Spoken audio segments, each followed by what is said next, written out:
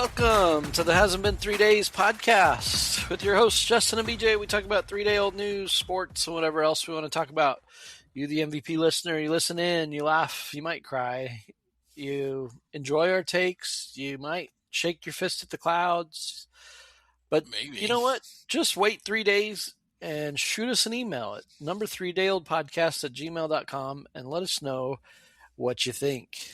Not the typed out number 3, just like 3. No, 3, the number. That's why I say the number. Yeah, 3, the number 3. But not type out the number 3.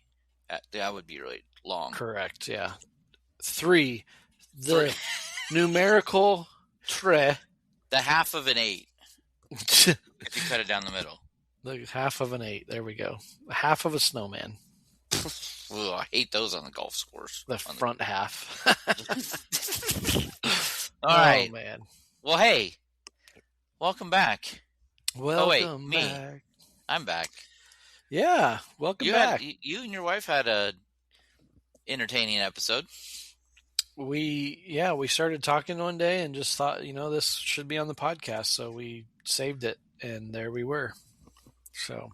Yeah, there were some interesting comments. I didn't know that you and your wife, I know that nothing's off limits and you guys talk about everything, but I didn't think that it would be you two would be the first to talk about pooping in the forest. Oh, yeah, that's off limits. We're not talking about that tonight. Oh. I got in trouble for that one. Oh. Well, I was going to ask you.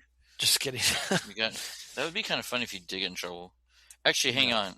I did have a text message from Heidi that said, "Thanks for not clipping that out," but whatever. I do have a question that's related to poop. Okay. Have you ever thought about if our poops ever met in the sewer? Ever met? Oh man, kind of like looking at the same moon. Yeah, do you think ours ever met anywhere at any point in our lives when we didn't live in the same house? I'm sure like when we would clog up the toilets at camp or something. Oh jeez. Maybe, but that's probably not true either, because you'd probably stop pooping in the top of the tank instead of the bottom. No.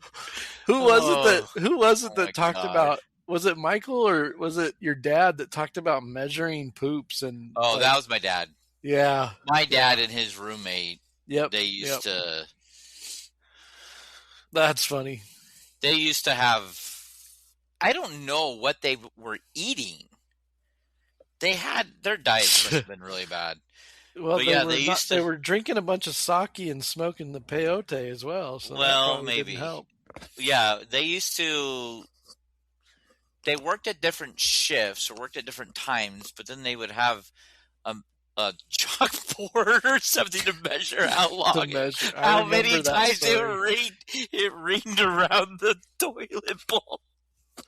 Yeah, that's disgusting. We need to move on from this one. We might get canceled, but yeah, I think they did in the plumbing of the Maranatha campground, probably. Oh, fair. Just went right out to the lake. Probably true. All right. Well, that was one of my random things. That's funny. All right. Well, did you have a good trip? I did. Yeah, we had a good time. Thanks for letting me jump on the podcast and interrupt you guys. I had to correct myself. I said my podcast. I was like, I meant at my studio was up, and I was like, what's going on? Kind of just took that one over, but yeah, it was chaotic. It was really loud. I listened back to that when I uploaded the episode. My brain was hurting. It wasn't that bad. No, I just remembered everything that was happening. So yeah, I want to give a shout out to your sister, Michael. Just really cool to see all your pictures you posted from the whole weekend, and that was pretty cool. So good job highlighting your family and your mom and dad, and just all the fun you guys had. So it's cool to see that. Thanks for social media for letting us stay connected through many, many miles. Yeah, that's how she will, like, your feed will just be overloaded with Rabel and Topol stuff. She does a good job. Well, it's her way of getting most of those pictures off her phone. She's just throwing them on social media. Yeah, that could be a whole nother issue we talk about another time because we don't really have time tonight. But I just think those other there's people that have lots of people do it. Those, yeah, we're not going to get into it. But yeah, getting pictures off your phone. Good. And, you got to get them off somehow. So make sure that you can share them. And I mean, I heard somebody talking the other day about cameras. Like we used to take the film and hope that we took a good picture. Yeah. And yeah, I mean, it is what it is. Nobody second guessed those because you only had 27 exposures. You couldn't second guess it. 27? That's such a random number. Wasn't that what it was? Weren't they like 27? I think it's like 24. Oh, no. I don't think disposable cameras came in odd numbers. Sure they did. Oh, no. That seems like that would go against the Matrix. Oh, wow. Yeah. Yeah. So, well, yeah, I remember we had disposable cameras at our wedding. Yeah, you did. And they disappeared and ended up at places. Mm-hmm. We didn't know what was on them until they got developed. Speaking of poop. Oh, yeah, exactly. No. Yeah, it was quite interesting. I think you know who the culprits of those were, too, and we've had them on the show. Yeah, all of them. Every single one of them. So, but, yeah. So, yeah, we had a good time. It was relaxing. It was crazy with 14 people in a house, but we all survived. No one died. Nice. Or was left outside to sleep. Yeah. But, yeah. So, yeah, anyways. How was your week this last week? Anything exciting? I think so. I don't remember what, but it was good. It was a good week. Pretty chill week, and then weekend. Well, we have Father's Day. How was Father's Day for you? Yeah, I was just going to get into that. Father's Day was amazing for me. So, I had a great weekend with all of my kids at some point, and that was really cool. I posted something about it on Facebook, but some of my kids aren't there, and that's fine too. But yeah, I got to go hang out with all of my kids at some point, and that was really the really best gift for me. And so yeah, got to do a project with Ian at his house, and then Saturday got to spend time. Let's just not make this a small project. Like you guys went and painted each other, like painted canvases of each other's faces. We're talking about you two built a deck or rebuilding a deck. Let's not get carried away. No, you told me this thing was like a double decker. It was You were carrying wood on the back of your shoulders, because right? No. Okay. Those people that know me that are listening, they know I struggled to know the difference between a hammer and a screwdriver. So doing manual labor is not my forte. And so when I found out he was doing this project, I said, "Hey, do you need any help?" Because I'm just always asking because I want to be nice and considerate, and I'll go help if he's got something I can do. But and he said, "No, I think we're good." This was like 2 weeks ago, and so then I was talking to him this week, and he's like, "Yeah, we could really use some help to finish this out." And so I went out there thinking when he said finish it out, I thought they were almost done. Yeah, I was surprised, but I come to find out they were almost done with the part that they could do. The other part of it, there's one of their friends that builds decks for a living is coming to finish it out. So we were finishing the actual base, the flooring of the deck. And so that was what I was helping with. So yeah, we putting down the decking itself. Yeah. So we nothing. I only screwed screws into the wood. That's what I did. But as long as you use a screwdriver, not a hammer, you're good. Yep, we did that, and so we had to adjust the deck measurements a little bit, and so they were cutting some pieces and cutting twice, measuring once. How you're supposed to do it. So that 100%. was that was fun. No, it was fun to watch him and his buddy, and I got to be a part of it. And yeah, it was just really cool. Then we had a good time afterwards as well, and so that was fun. But yeah, then Saturday I was with my other kids, just kind of hanging out. It was very impromptu, and I gotta shout out this story because it's really important to me as a 40. How old am I? 43 now. Carry the one. Yeah. I am short and fat and going bald, and at one time I was athletic, and Justin can attest to that maybe if he's willing to. But um, so Saturday, my daughter and one of my sons were hanging out, and I just asked if they wanted to go, get a drink or something. And maybe this wasn't Saturday, this was Friday.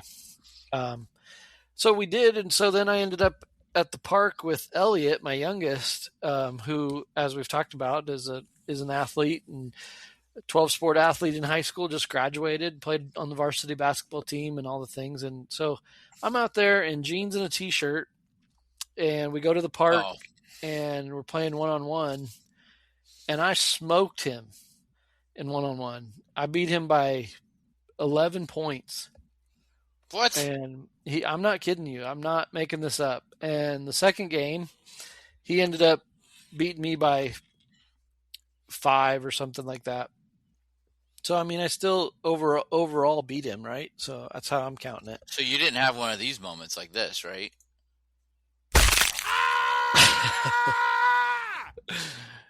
No, close, but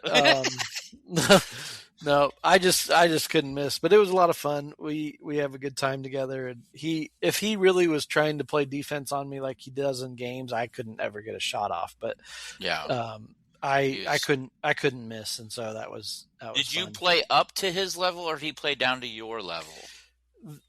We Not kind of height-wise. Yeah, we kind of met in the middle this weekend. Okay. So, but I can still make him work for some things at times, and that's pretty fun. Now, there's everything he does, he's getting good at. So like he plays pickleball, he plays all sports, he's a runner, he's doing everything. He's playing softball. That was the last of the weekend. I got to go watch all my kids play softball, so that was fun. But they all played softball together in like some league or what? Yeah, they're playing with their mom on her work team. And so they asked me if I'd go watch them. And I've always told my kids that I'm their biggest cheerleader. And so I had a chance to go cheer them on. And so that was a little different to be on the stand side of the softball field. But it was good. It was a great weekend. Most of my kids went to church with me as well. So everybody went to church with us except for Ian and McKenna. But they have their own other responsibilities. So that was really cool. When we can go to church together in this season has been really awesome. So all of Heidi's kids were with us. And so I had all my kids and all my bonus kids, and it was wonderful. So, yep. Good weekend. How about you? Yeah, good week. We went to go look at dogs Friday night. Oh. We didn't bring any dogs home, but we did find some. We found 2, but we kind of held off, and then they both got adopted, so we're not going to get those 2 dogs. But we started the process of looking for dogs, like actually going to meet and hear their stories.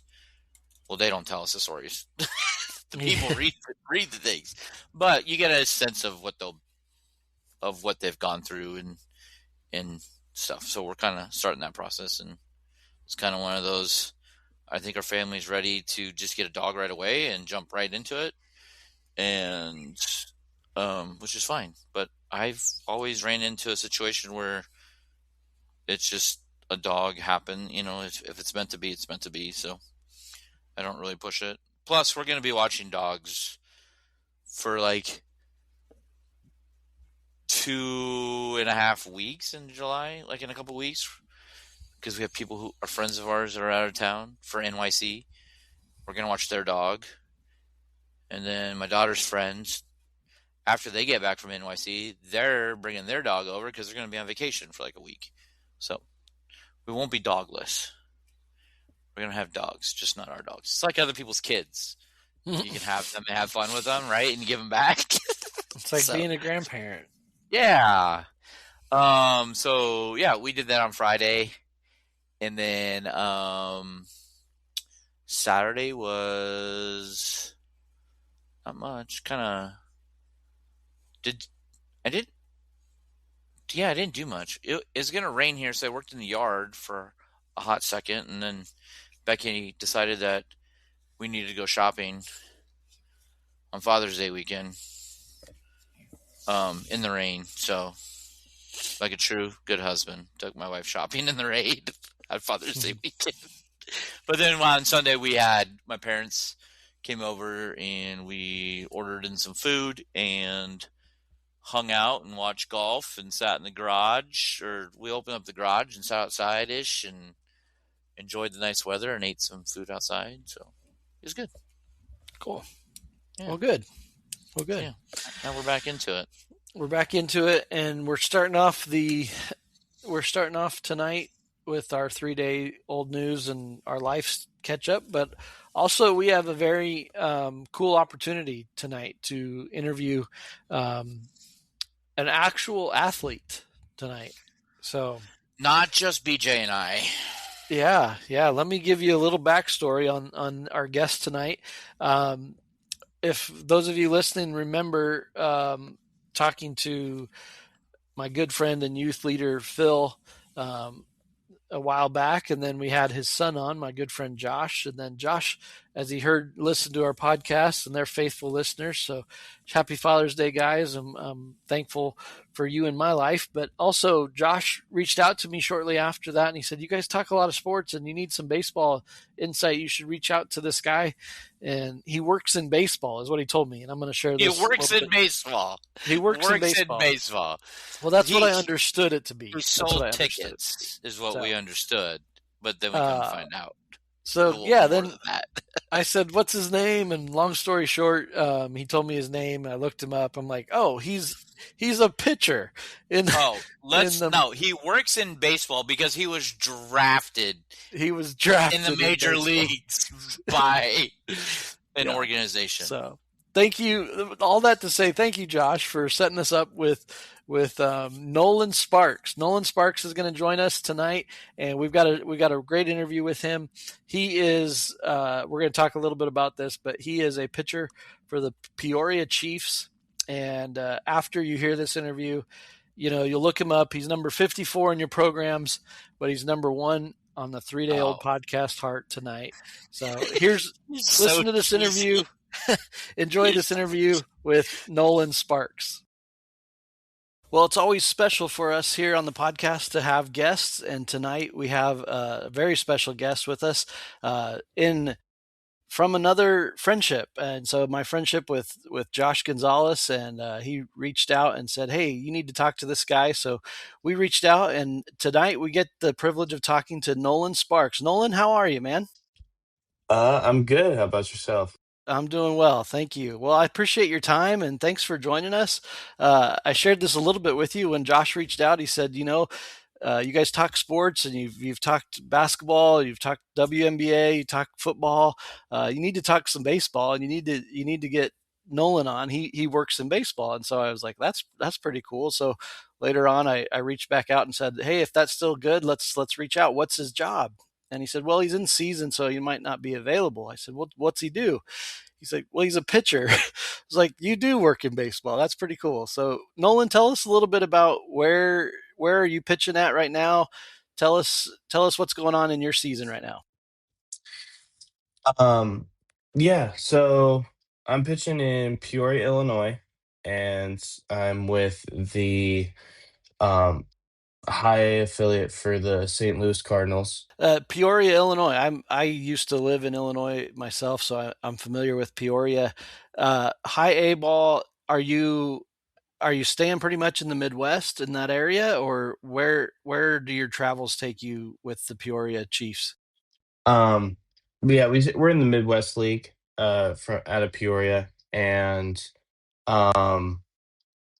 Yeah, we just play kind of in like against like Cedar Rapids.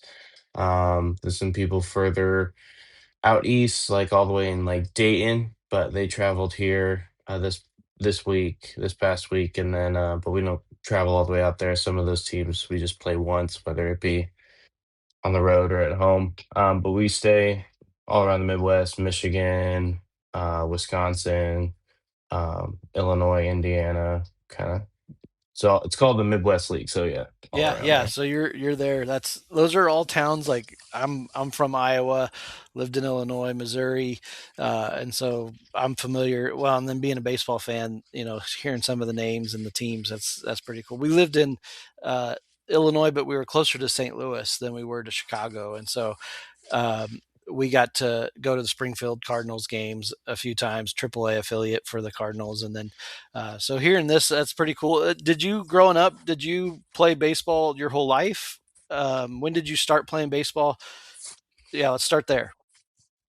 Yeah, I basically have played like my whole life as long as I can remember, really. Like, there's that few years when you're like a kid that you just can never really remember because you were just so young. Like, pretty much, yeah, my memory goes all the way back to baseball. Like, baseball's always been a part of my life. So, it's something I'm grateful to continue playing. For sure. Did you play other sports as well, or when did baseball just become the primary focus?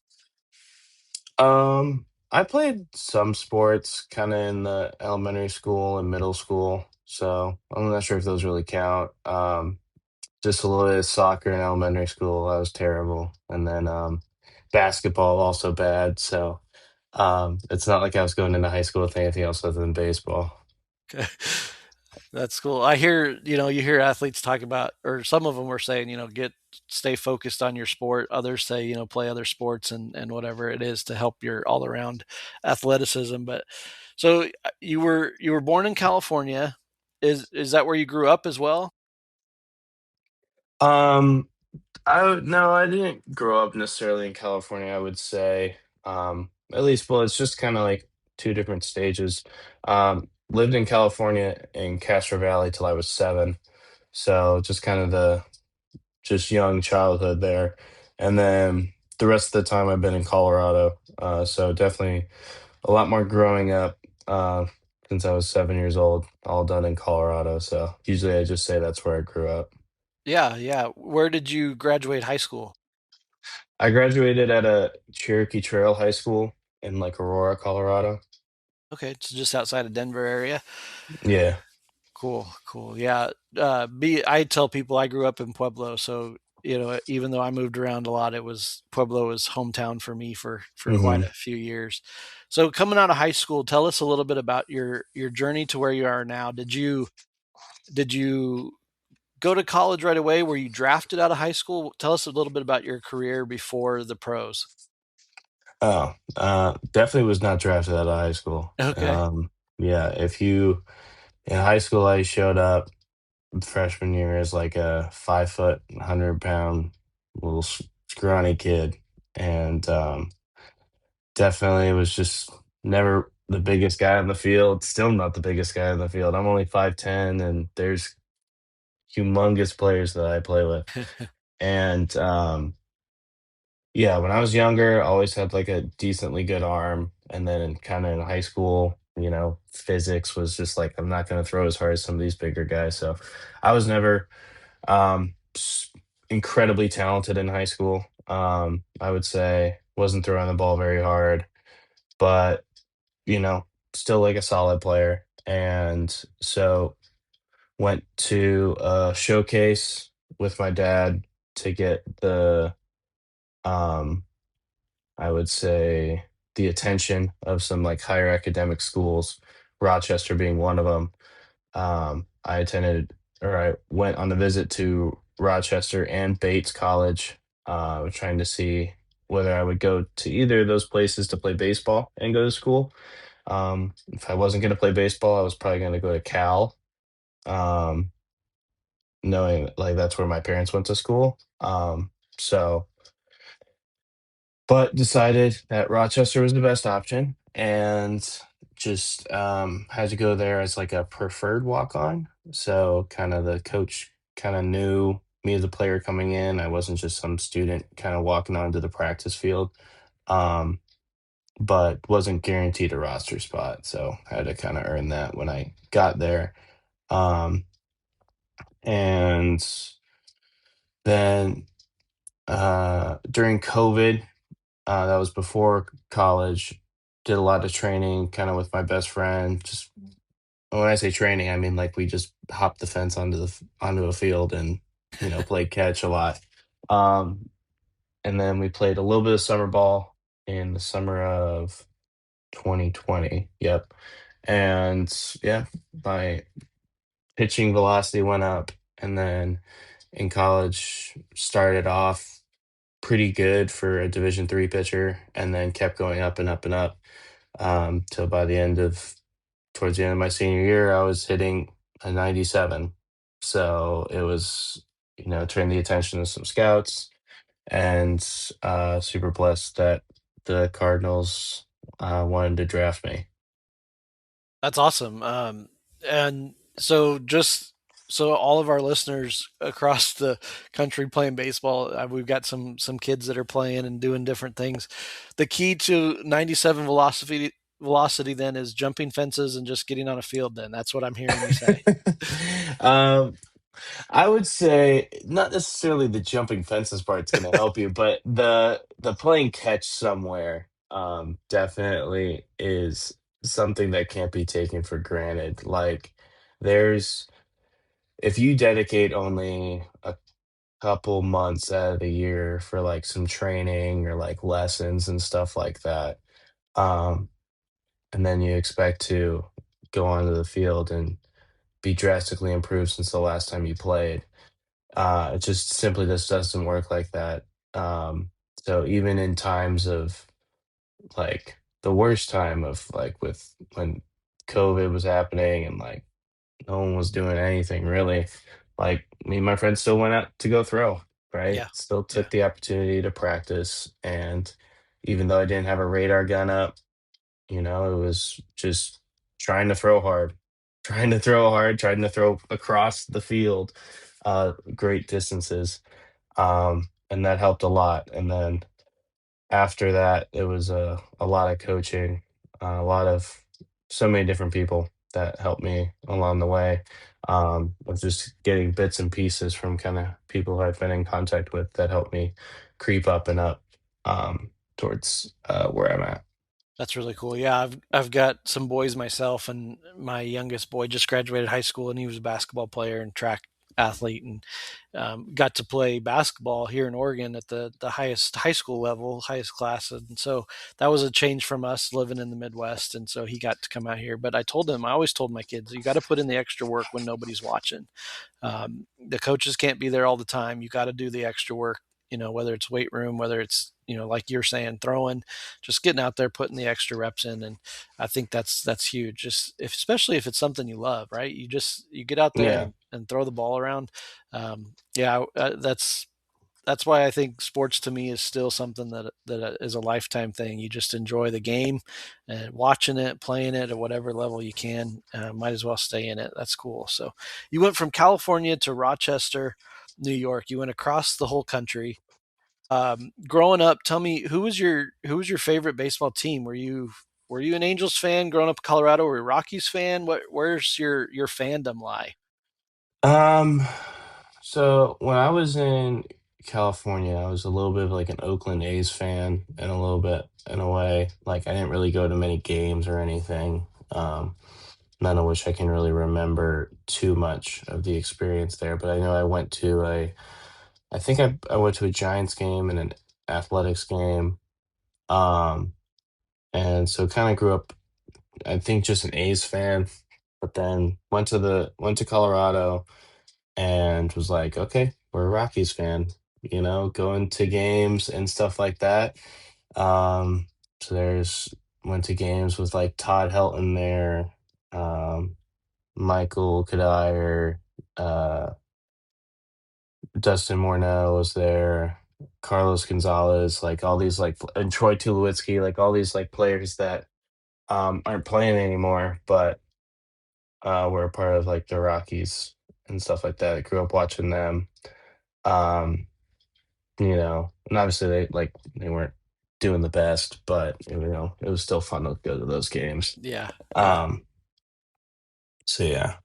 I remember, so growing up in Colorado myself, I remember when the Rockies first started in their inaugural year when they were playing at Mile High that first year while Coors Field was being built. And the players you mentioned, I followed the Rockies as well, so I know those. But my era of Rockies was the Andres Galarraga and the Dante Bichettes, and Mhm. all of those older guys. That, but that's really cool. That's cool. So now you're a Cardinal. Uh, Yeah. so I guess this question is going to seem really just redundant because you're in the pros, you're playing professional baseball, you're drafted by the Cardinals. So this dumb question, but just humor me for a minute. What is your ultimate goal in your baseball career? Um, there's there's a lot of people that kind of say the goal in the baseball career is just to make it to the big leagues. And, everyone has that goal in mind. Like, I would be lying if I said that wasn't my goal either, is to make it to the big leagues. But, like, even if you're in the pros, you don't have the greatest chance of making it there. So I think the goal of mine is to kind of something that I've been striving to do to put above everything is to just kind of put my faith above everything and trying to kind of glorify the Lord and how I play, because He's just blessed me with the opportunity to do so. So I just want to give all the glory to Him and, just whatever His will has for me. If that's to make it to the big leagues, if that's to get hurt tomorrow, if that's to, um, you know, be in Peoria for 3 years or get stuck at some other level, like that is what it is. But just want to give the glory to him and then just go out there, just try my best given the talents that he gave me. Awesome. That's awesome. Yeah, I was curious knowing the relationship there, where faith played a role for you. That's really cool to hear you talk about that. I think it's interesting. I got the privilege of sitting in church with my kids yesterday and worshiping with them. And one of the songs we sang, one of the lyrics was, if I never see your hand and all I have is your presence, then I have it all. Hmm. And I hear that kind of coming through in what you're saying. Even if you don't make the show, if you don't make the big leagues, you just want to give glory to him, and he's provided this to this point. That's really cool. So Hmm. that's cool. Um, yeah. Let me see. You're a pitcher. You're Yeah. having a good year, man. Good for you. Seeing these stats just on paper, how are you feeling? I mean, you feeling pretty good? How's the arm feeling? Are you looking at? It looks like you're not a starter, right? You're kind of a No, not in between anymore. guy. It looks like. Yeah. So the year's been going good. I've actually kind of made like almost two transitions in a way throughout the year. Where I was starting and then doing a scheduled, like long relief role. And then now I am put in the bullpen to kind of do like kind of 1 to maybe 2 inning appearances multiple times a week. And my arm feels great doing that. So my arms hasn't hasn't felt any better than it has now. Which huge thanks to all the training staff and everything that helps me along the way for that. And yeah, it started off a little rocky, I think, with the starting and stuff like that. Um, and then just because out of this now bullpen role, um, able to throw at higher velocities consistently. Um, yeah, it just kind of fits kind of my pitching arsenal and kind of just the strategy of attacking hitters. So far um, stats look good. I tried my best not to look at them. That's one of the biggest things is like not you're. It's like so it's like any other job, right? and you have like maybe some performance grades on how you're doing, and you're wanting to look to see how you're doing and not let that affect you the next day you're at work. It's Yeah. that, and just everything you're judged on as a player is kind of around those stats. So you just try your best to not focus on it, because if you focus on it, that's all you're going to worry about each and every day. And that slight um, blind spot you'll have in your head of the lack of focus, could be the difference maker any day. That's a good point. I was a pastor for almost 15 years, and I would record what I was measuring on a whiteboard in my office, and I always had that at the forefront of my where I could see. It wasn't everything I did, but I get what you're saying. And I remember my dad coming in my office one time. He said, "BJ, what are you going to do when those numbers don't look the way you want them to? And are you still going to have them showing? Are you still going to be proud of them?" And so I get what you're saying completely. I won't read your stats then. I don't want you to focus on it. But at the same time, as a baseball fan, as somebody who's played it your whole life, I mean, baseball is about statistics. And Yep. I mean, I remember playing little league and remembering my stats and tracking my stats on my wall in my bedroom. I'd come home after a game and I was 3 for 4 today, and had 3 RBIs or whatever the case may be. But uh, it's interesting that you talk about that, because it is more about, well, let me ask you that. What is it for you now that baseball has become a job, where it isn't just about the stats and about going out there every night for to play a game that you love? It's your job. It's what you do for a living. What's the difference? How did that transition play out in your mind and your mental makeup, but also in just how you live that out?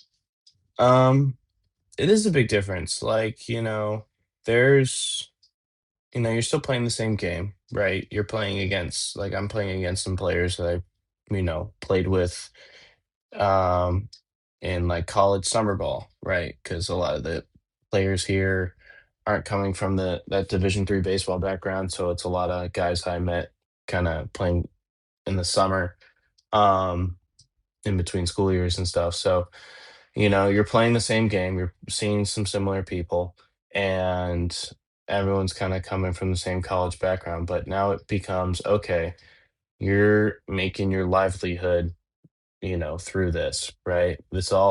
All this matters through, hey, I want to do the best I can with this because it's a dream, right? It's something you don't want to take for granted, but also something that um it can be really life changing making it to the show, right?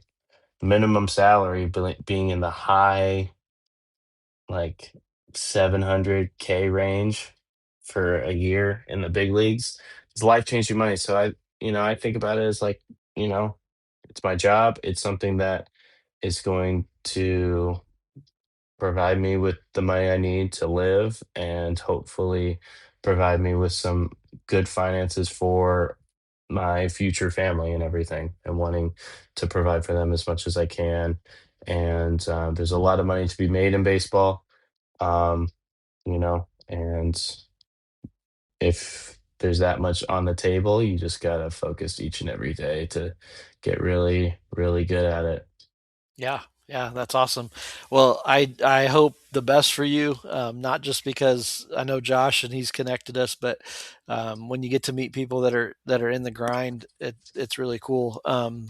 We talk about that when we go to high school games and different things to watch family members or people we know. It makes a difference when you know somebody, and how you cheer and how you approach the game as well. So now that I know who Nolan Sparks is, you better believe, 3 day old podcast. We're rooting for you. We're hoping the best for you for sure. So, let me just ask you this. I ask all of our guests this before we kind of close our time, but what is it that you would want to just say to the world? If you just had some words of wisdom for those listening today, whether it be baseball, whether it be faith, um, what would you impart on what would you want somebody to know today if you could give one more message? Um, hmm, it's a big loaded question. Let's see. Let's start off with baseball.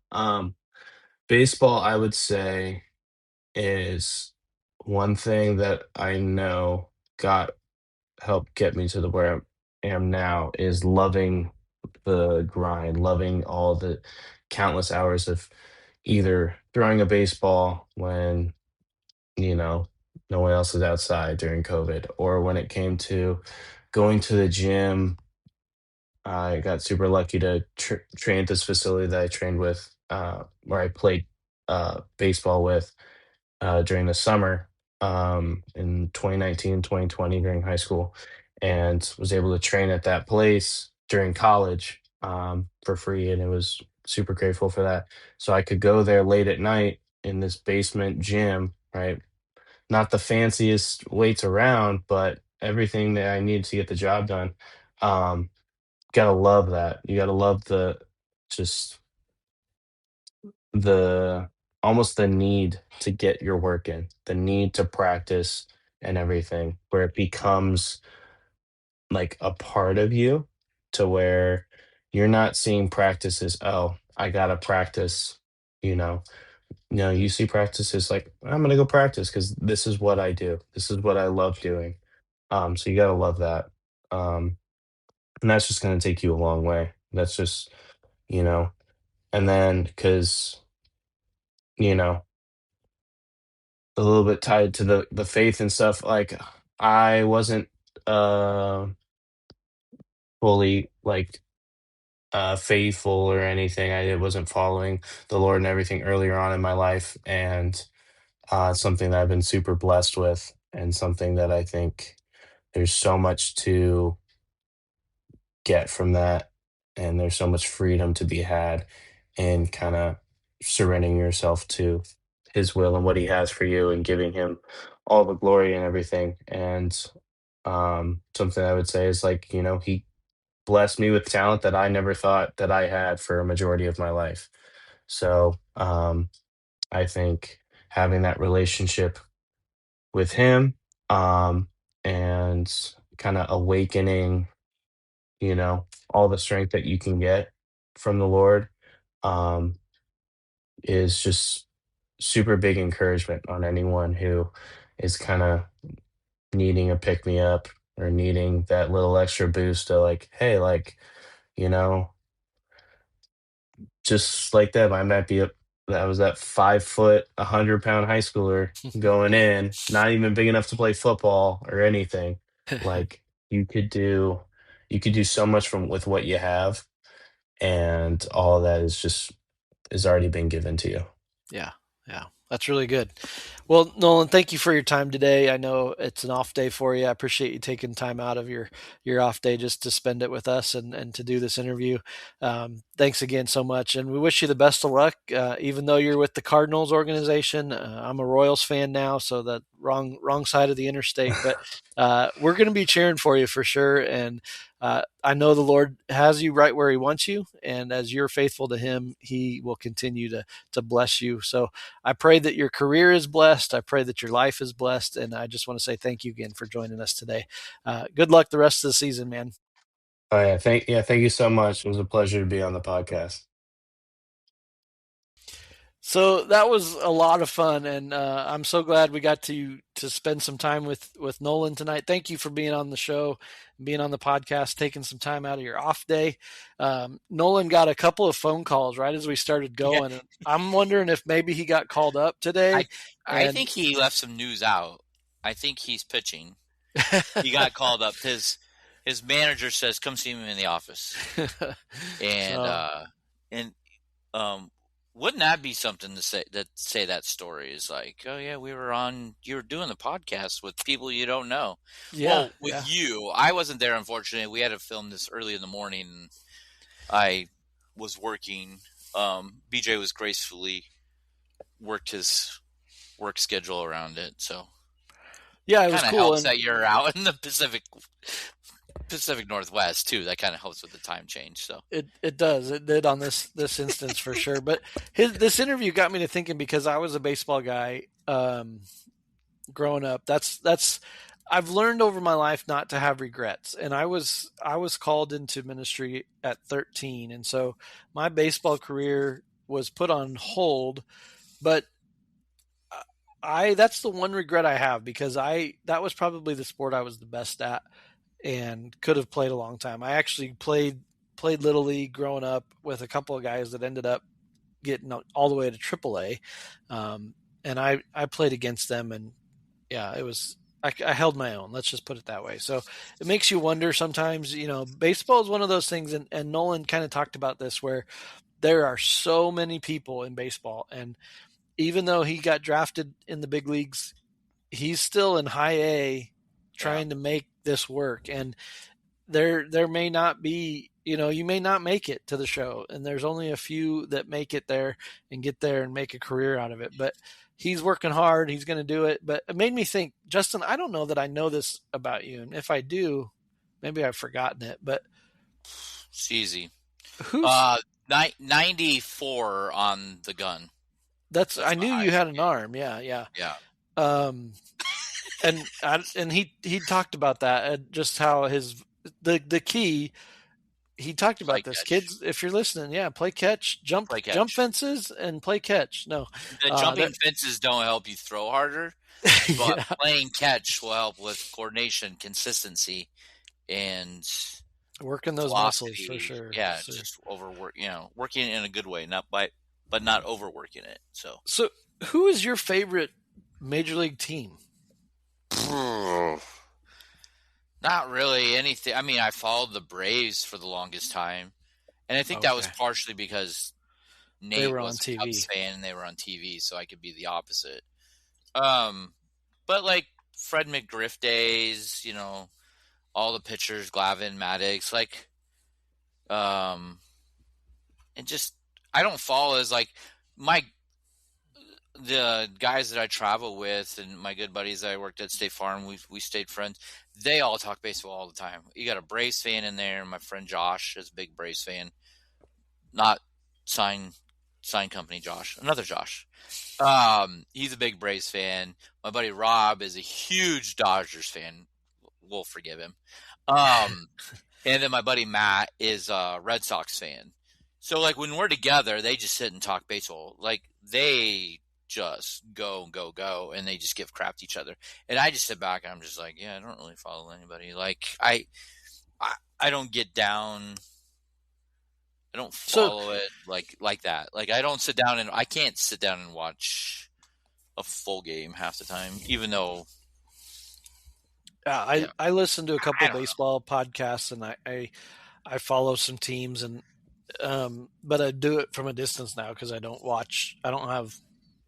Actually, I found that I have access now to baseball, which is kind of cool. So I've been watching a little bit more lately. But so have you kept up with some of the rule changes recently? Some of the ways they've tried to speed up the game, and besides the pitch clock and stuff, or are we talking about that too? Well, that's part of it, like the pitch clock and the reviews and things like that. But so my question, I like the automatic review. I do like that, like that it is in tennis. Yeah. I think that I would have a hard time. Let's be honest. I'd have a hard time if I'm the home plate umpire and I make a call, and I've made that call for 20 years because this is my job. And let's be real, these major league umpires are making six figures. They're not, they're professionals at what they do. And then all of a sudden the guy taps his helmet and you got to go be reviewed in front of everybody.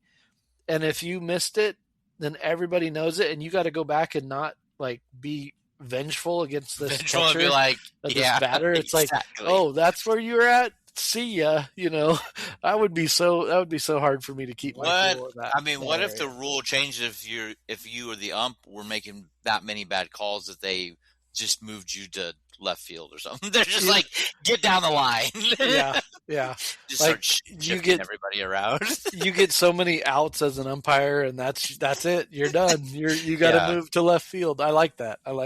Yeah, I think that's what I mean. They usually are they 4-man or 6-man? I can't remember how many. The regular games are 4, but then in the big games they'll have 6. Big games is 6. Yeah.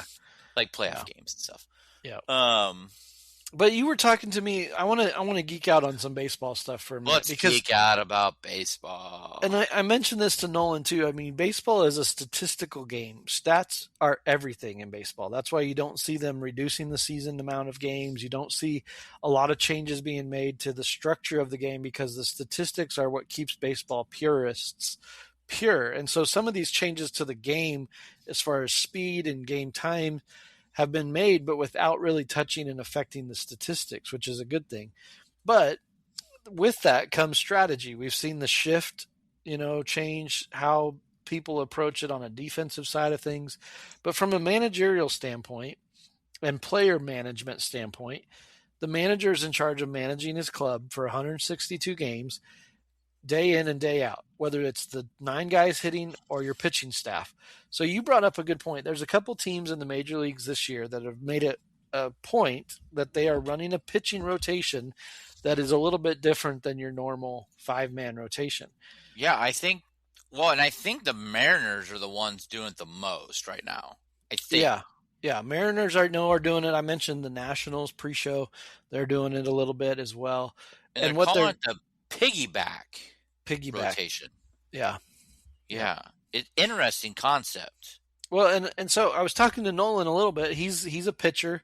He started the season as a starter, and he's moved to the bullpen where he's doing some relief stuff. He's got some great stats on the year. He's doing well. He's having a good season, but it's a different mindset when you're pitching. I was a pitcher, so it's a different mindset when you're starting a game versus coming in out of the bullpen in relief and trying to do that. But if you were a manager on a baseball team, what kind of advantages from a lineup generation standpoint or a pitching rotation would you try to do? You're a creative thinker. How would you X's and O's a baseball lineup?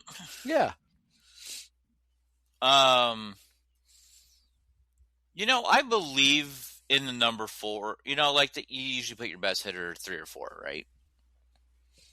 To start the game. Yeah. But how often do they end up in a position?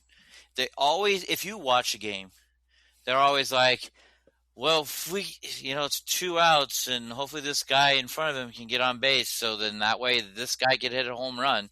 How often does that happen? Not very often. Yeah.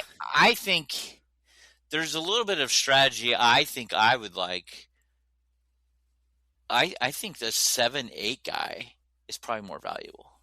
Now, stats would tell you from the whole, from where you're going to be batting. I think stats would probably tell you differently. But I think if you had a guy at the bottom, I think by the time you come back around, you might put yourself in a good position.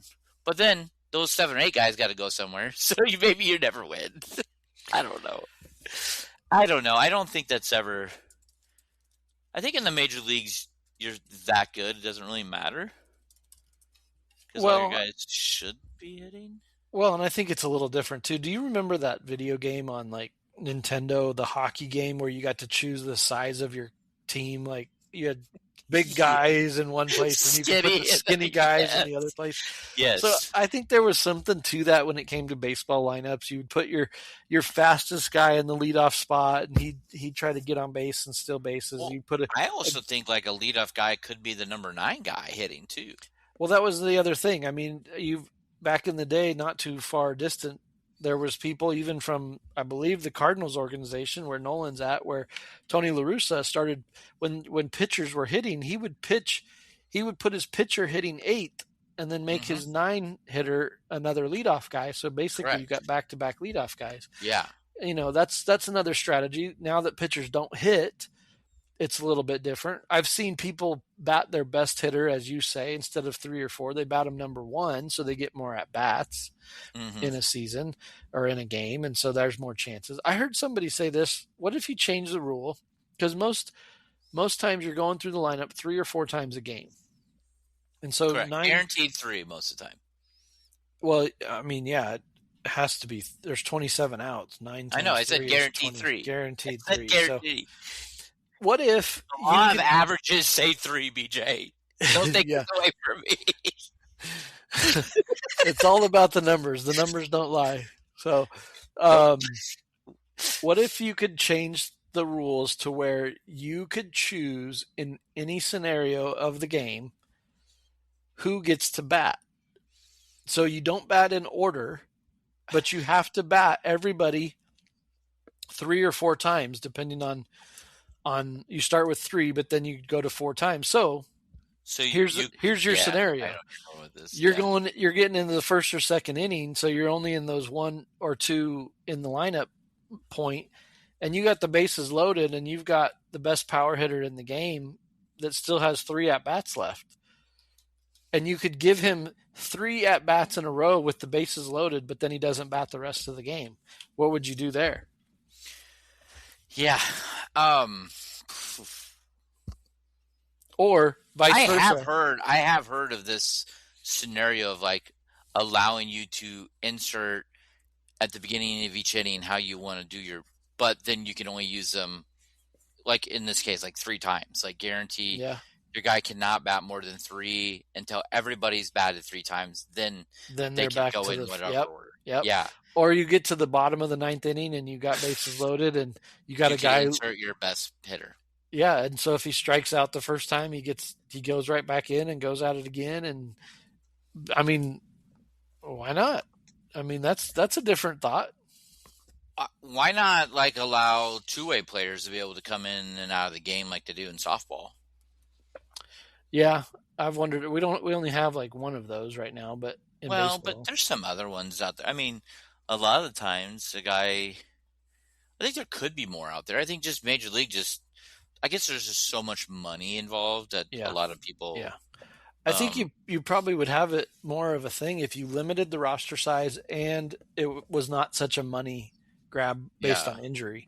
So if you could only take 7 pitchers on your roster, you eliminate from a 26-man roster down to 19. Yeah. I mean, then you're going to see more guys pitch for you, but then you got to strategize because these hitters are ridiculously good. I mean, it's ridiculous. I mean, that's go ahead. That's kind of like what Heidi was saying last week. If the average person, what would be the hardest thing to endure a full game of?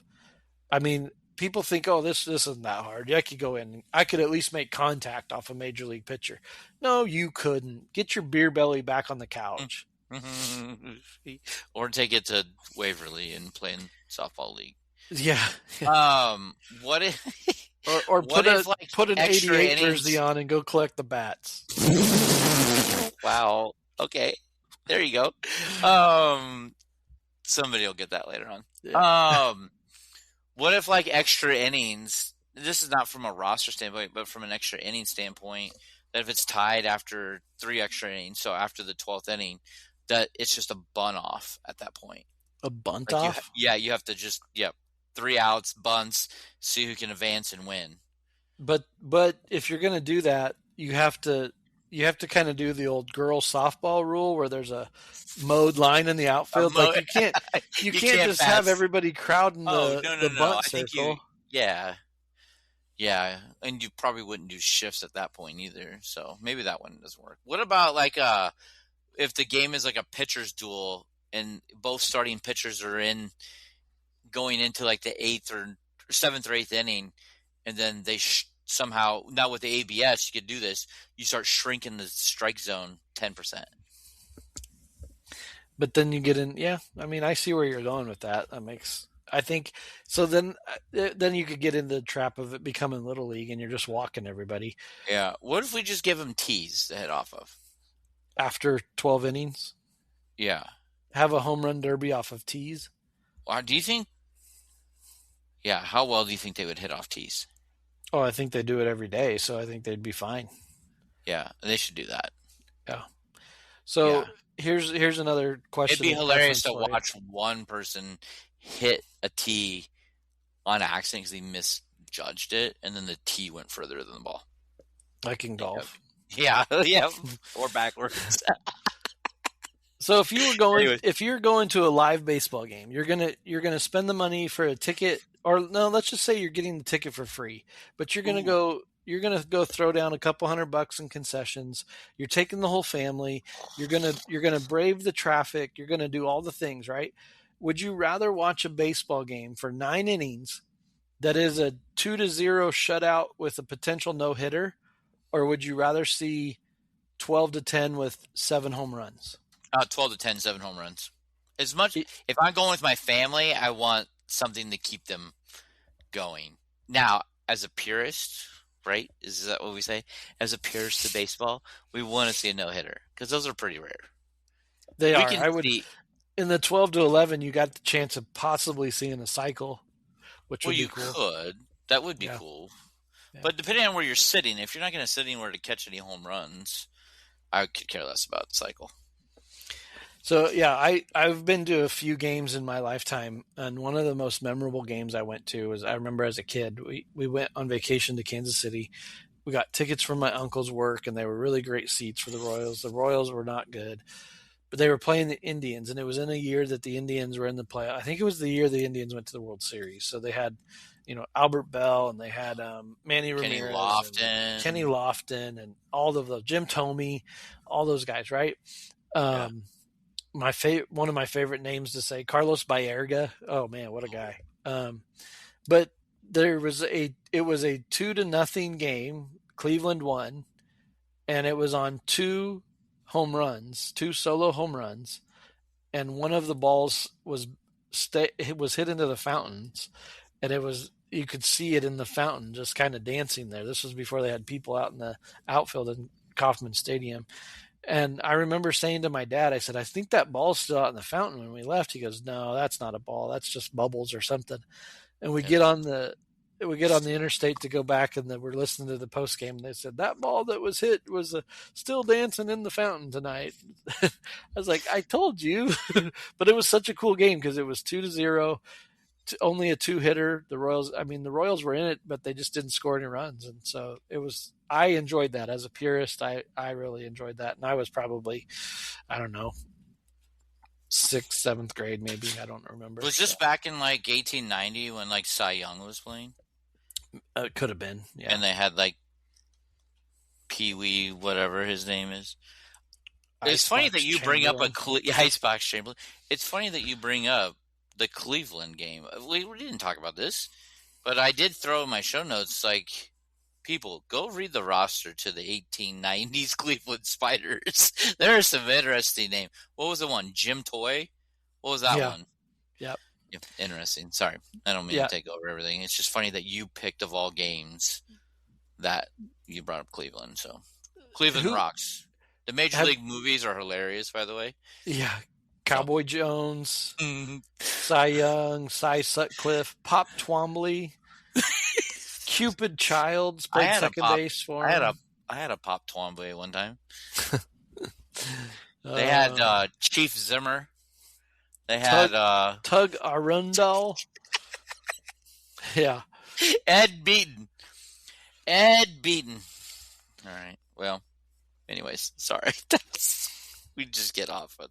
But yeah, no, I think when you take family who don't really watch games, I think getting them interested in keeping them their attentive span. I remember Becky and I, we were at a Royals game. I don't remember who we were playing. I think the Royals were playing the Cardinals of all teams. And it went like, I don't know how many extra innings. Like 1,000? I don't remember. I remember Becky was with me, and she still talks about it to this day, that it was like the longest game in the world. It also happened to be a month before our wedding, and her dad hurt himself falling on a horse stern thing. I don't remember. He had surgery and ended up in the hospital, but yeah, it was a really long night. But I remember that game. I was like, yeah. I mean, I was like, you'd probably be able to still be there, and so yeah. Well, yeah. For those of you that aren't baseball fans, sorry, not sorry, but sometimes we got to endure things we don't like, and we have to. That's what it was. But it was really good to have Nolan on, and we made it another hour, Justin. So yeah. So I got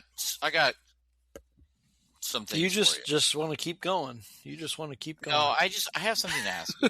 Oh, okay. Well, I have a few things. I wrote a few things down. they're just, instead of dad jokes, I have a few like questions. So, where does the wind go when it's not windy? The refrigerator. Oh, okay, that makes sense. What's your favorite color of the alphabet? True or false? Pink. False, because bananas are supposed to taste like blue, but they taste like smell. All right. Well, that's true. That is true. Yep. Yeah. Yeah. All right. The last one to think about. Everybody this week, think about this. Take whatever BJ responds to this. Potentially, I don't know. So my brain's going this week. Do you think washers and dryers are siblings, co-workers, or are they dating?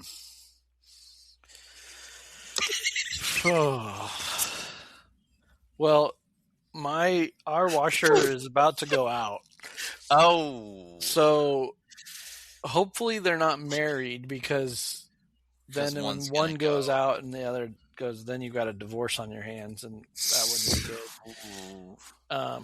So they're probably coworkers, because you can. Yeah, I would probably. I don't know. I mean, siblings could be good too, because it's kind of like a love-hate relationship sometimes. Yeah, well, siblings, coworkers, or dating. So we didn't say marriage. So dating. No, we didn't. So I'm gonna say coworkers. Let's go coworkers, because you can change jobs and you can just get a new one, and that's fine, and do the same thing for a different company. I think most washer and dryers are dating, because most people, they don't end up with the same brand of washer and dryer over the years. So there you go. Food for thought. Food for thought. Well, what's going on with? Hopefully, it doesn't smell like bananas. Hopefully, it doesn't taste like blue. Tastes like blue. Oh my gosh! All right, well, this is all the craziness I can handle this week. Yeah. Well, thanks again. What do you got Nolan going on this week? Oh yeah, thanks to Nolan. Again, shout out to Nolan. Sorry I didn't get to ask any dumb questions. BJ said, "You're not doing this interview. This is my friend's friend, and we can't have this." But, anyways. What am I doing this week? I am, like I said, it's a busy week. We got a lot going on with family and with work stuff, and so it's a very busy week this week. But what about you? Nice. Just we're kind of back to usual. Becky's back doing therapies after being off for recovery from surgeries. We're kind of back in the groove of things before we get into holiday week next week, and Bree being gone for NYC, so we're kind of prepping for that. And so yeah, just normal things. Brenton he's got football, summer workouts, and he's in archery league this summer, so we're just trying to stay busy. Cool. So yeah, other than that. All right. Well, sounds good. Okay, till next time. Yeah, well, thanks to our guest, Nolan Sparks, and if you get a chance to get out to Peoria, watch him pitch, root him on. Number 54, Nolan Sparks. Thanks again, man. Thanks, Justin, for being back and putting it all together, and we will see you next time. See ya.